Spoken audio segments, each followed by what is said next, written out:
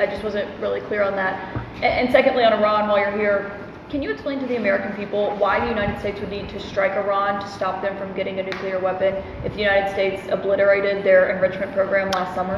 Well, I'm not going to make any news on Iran today, Caitlin. I'll let the president make those announcements. As you know, he is sending two of his best negotiators to Geneva tomorrow in order to continue to try to strike the best deal possible for the American people. But the principle is very simple. Iran cannot have a nuclear weapon. If they try to rebuild the nuclear weapon, that causes problems for us. And in fact, we've seen evidence that they have tried to do exactly that. So the president sending those negotiators to try to address that problem, as the president has said repeatedly, he wants to address that problem diplomatically, but of course the president has other options as well.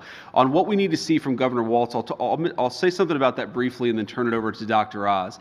Look, it's actually pretty simple. What we want to see from the governor of Minnesota, from the entire administration there in Minnesota, is some affirmative steps to make sure that the people who are billing us for Medicaid services are actually providing those Medicaid services. The main source of fraud, whether it's a small business or a bigger company, is you have people who are billing the government millions, tens of millions, billions of dollars saying that they're providing a service, but there's no actual confirmation. There's no follow-up to ensure that they're actually providing those services. We want to see that follow-up from Minnesota. Dr. Oz, maybe you can speak to a little bit more about how exactly we want to see that.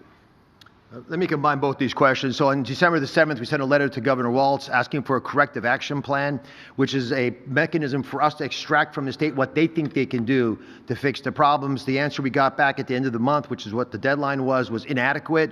We alerted them to this. We issued guidance that we were going to defer income based on an audit of last quarter's money. So we actually went dutifully through all of the bills that were sent to us. We found that of these high-risk services, roughly half of them, you really couldn't trust the data we were looking at. It's not that the numbers don't add up. The backup to the numbers is not there. So what do we need to have happen? We need to know that the providers actually are the real providers. Oftentimes, there's no person that you can associate with the treatment itself. We need you, after you adjudicate who these providers are, make sure they're not already in trouble for doing bad stuff, and then evaluate all the current providers to make sure they're supposed to be able to provide these services. And there's a whole slew of tools that we can use, including checking before you pay the bill that the bill is legitimate. That prepayment review is incredibly important. It's cumbersome. It's clunky. We wish we didn't have to do it. But I'm going to highlight something that the Vice President mentioned. These are services that we normally would not pay for. They're services we give to you because your family can't do them for you. If it's a hernia operation, there's a dozen people who have credentials, licensing, we can use a scar.